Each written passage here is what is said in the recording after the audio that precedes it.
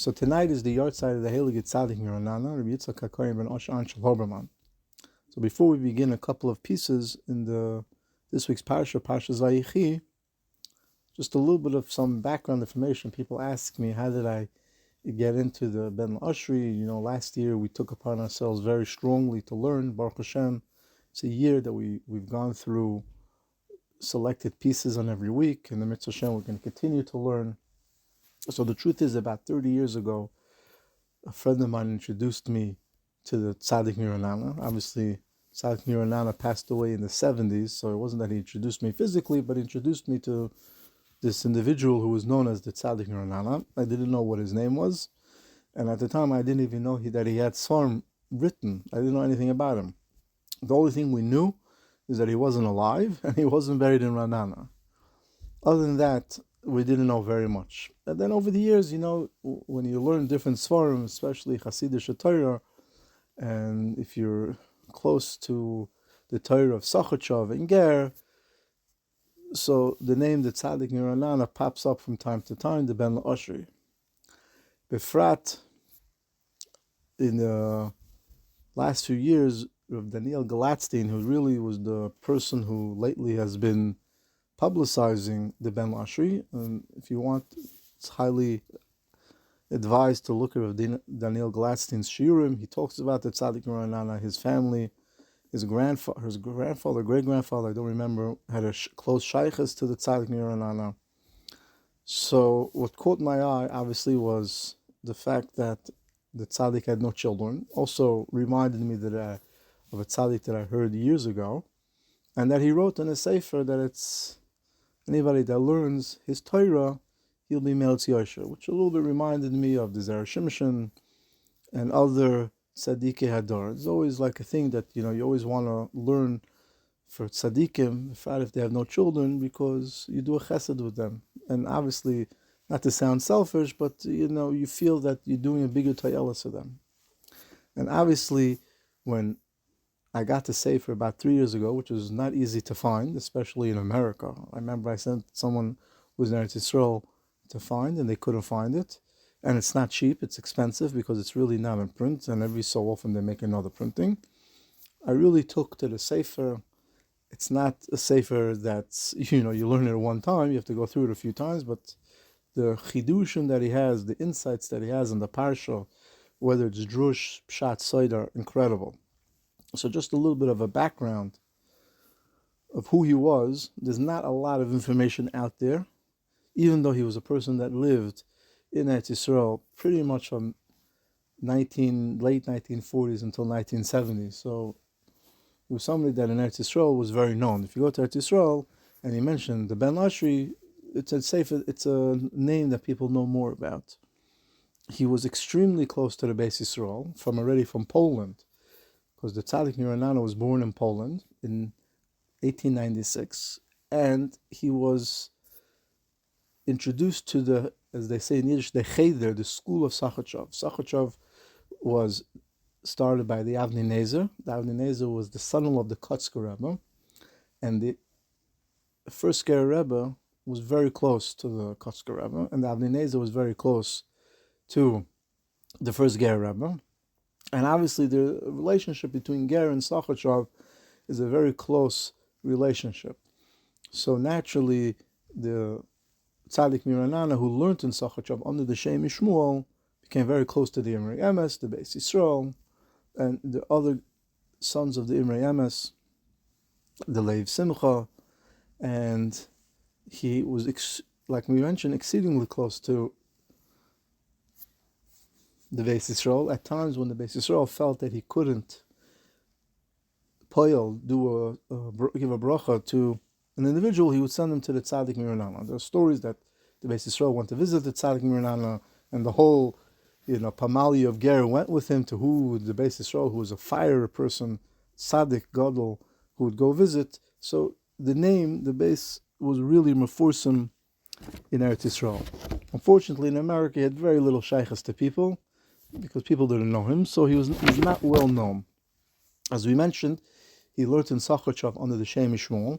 If anybody learns the Svarim of the Shem Yishmuel, it's replete with not only deep Hasidus, Kabbalah, but the Shem Shmuel shows how everything in the Torah is intertwined. There's no happenstance. Everything is for a reason, especially in the Gemara.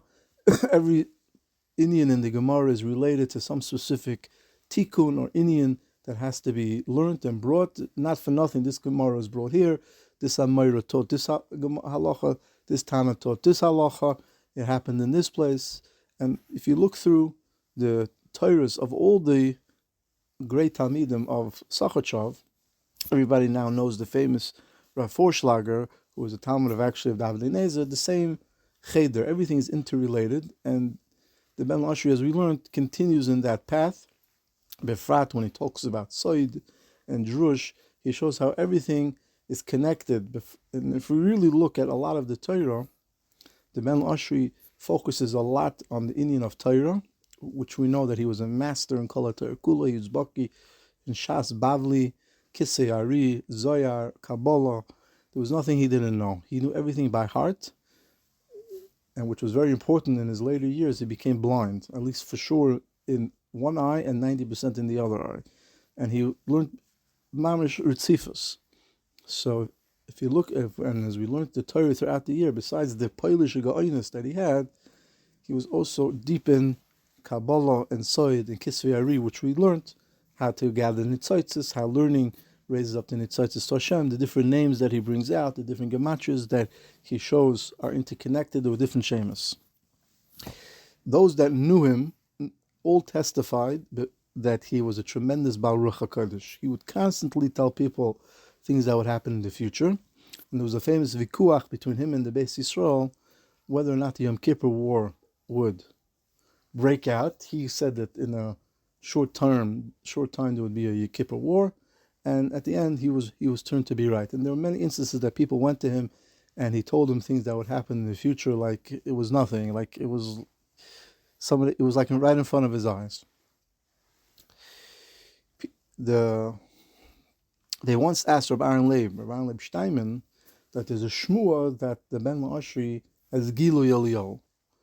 So there's different versions of what Rabbi Aaron Leib answered, but according to people that were there, Rabbi Aaron Leib said he does have Gilu Yelio. Why exactly, I'm not sure. Like what schus that he has, I'm not totally sure.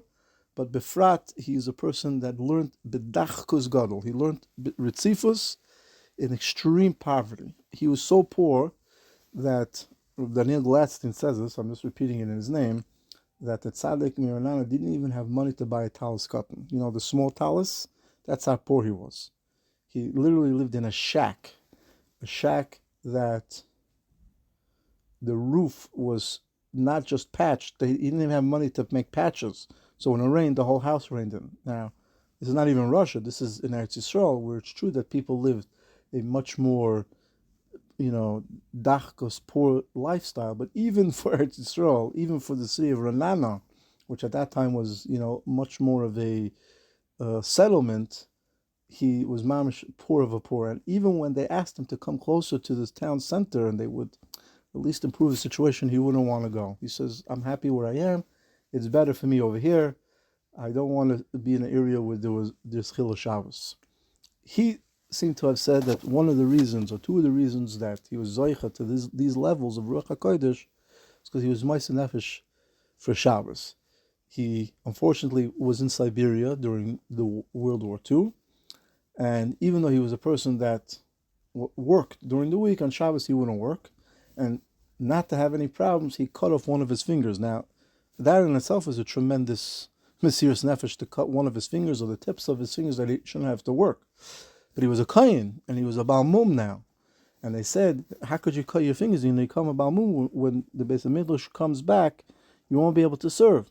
He said, you're right, but I can't be Mechal Shabbos. It's worth it for me not, just so you should understand the Mesiras Nefesh that he had, not to give up doing the Avodah in the Beis HaMikdash, as long as I don't have to be Mechal Shabbos. So that Mesiras Nefesh and other Sipurim that he had, Nisan, the Flois in Siberia, that he ended up, how he came to Eretz Yisrael, showed that Hashem had Rachmanis on him, and he had this tremendous Koyach HaBracha. One Torah person came to him with a very difficult problem.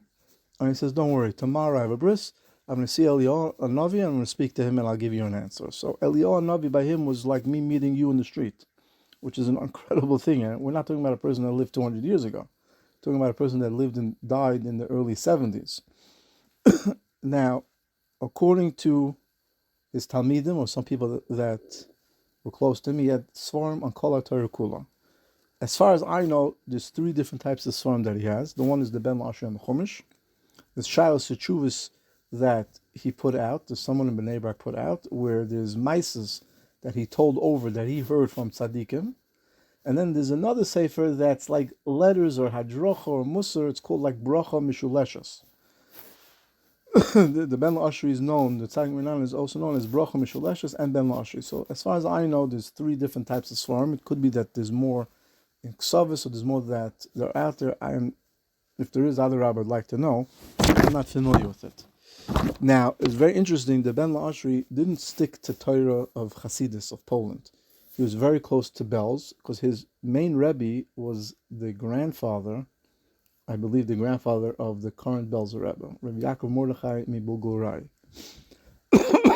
So he was very close to Belz, he was very close to Chabad, especially the Rebbe Rayatz, because he was in Siberia, along with the Rebbe Rayatz, who at times was running away from the communists in Russia, was a short time near Siberia. So anybody who was in Russia had a shaykhus to Lubavitch, especially the Frierdiker Rebbe, the Rebbe Rayatz. As we mentioned, he was exceedingly close to the Beis Yisrael.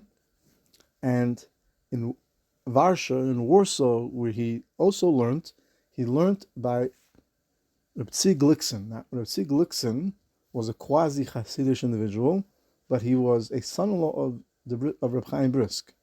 So, not that necessarily the Ben Lashri learnt in the Brisker Mahalach, but he definitely had some influence through the son-in-law of Reb Chaim Brisk, a little bit of the Brisker Mahalach. And if you look at his Torah, especially when he talks about Drush and Ha'aris, the Mamish Goinish, which we're going to learn in a second, a piece that I'm still, which we learned 2 weeks ago, which I'm Mamish in Spal, and when I tell it to people, when it hits them, the Goinish, how he came up with this, it's blown away.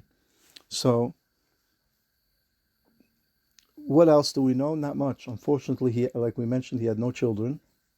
And he writes in the beginning of the Sefer, clearly he writes, and he wrote this in his Ksavim, right? I give an announcement that I decided to daven bli neder every day, whoever looks in my Sefer, and says over my name, the Divrei Torah, to other people. And I will save them from any tzara, and they need a Yeshua in this world and in the next world. So, what else can we have that a person of tzaddik, of awesome heights, befrat, on the day of his yahrzeit, befrat, someone who had no children, who we do a favor for him, tzaddik never leaves a favor out. And just to end off with one amazing story, so if you thought this was all Bubba Mises, there's a great Rosh Yeshiva, Tziku Shalevsky. Most of you heard of him.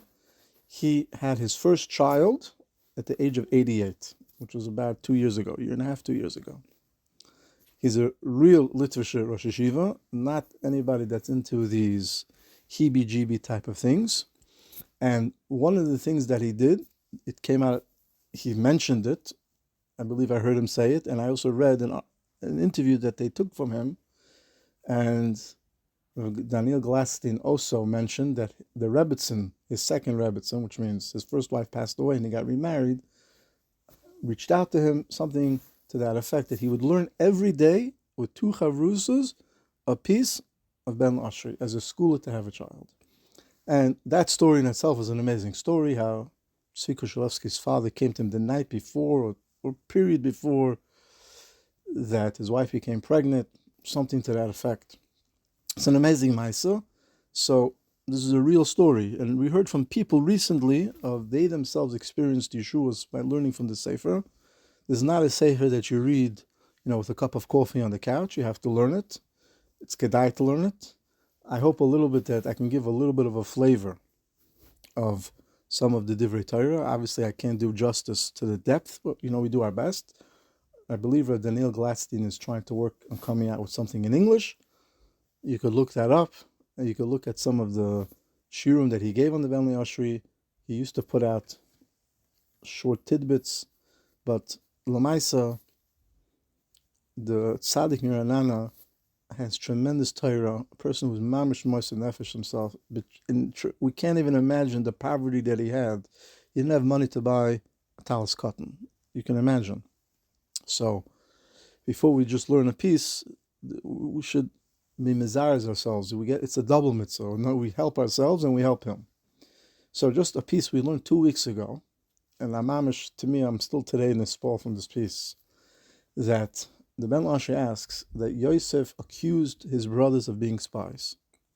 And the Medrash says, where did he find the brothers? He found them in the Shuk of Zionis, because the brothers thought that that's where Yosef was, or maybe that's where he was hiding. So the Ben Lashe says, I don't understand. Of all the things to accuse the brothers, why would you accuse them of spies? Why would you think that they're spies? Tens of thousands of people were coming into Mitzrayim looking for food. On the contrary, accuse them of being immoral people, accuse them of being robbers. If you really want to embarrass them, accuse them of, trying to foment something. Why spies? So Yosef understood that if he was going to talk harsh to the brothers, which he had to do up here his own cheshbon, so what would the brothers do afterwards? So everybody understands that when you have a problem, especially when you have a problem with another person, you try to find friends of the secondary person. So for example, Reuven has a problem with Shimon. He looks for Levi or Yehuda or Yisachar who's friends with Shimon to try to speak on his behalf. And if you can't find, you try to find somebody that's his neighbor or from his community, someone who can advocate for you, right? You don't want to go speak to Shimon, he doesn't want to talk to you. So you call his friend and say, do me a favor, Shimon is angry at me, I know you're good friends with him, please talk to him on my behalf. So Yosef was afraid that after he would accuse them of causing trouble, what would the brothers do? They'd go look for somebody, right, that knew Yosef. Now the problem was if they would start asking around Yosef, where's Yosef from? Who knows Yosef? Who knows this?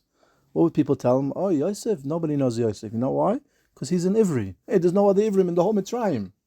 And immediately, as soon as they would tell the brothers that Yosef is an Ivri, they would automatically figure out, hey, he's an Ivri. There's only one Ivri in the whole Mitzrayim. That must be Yosef.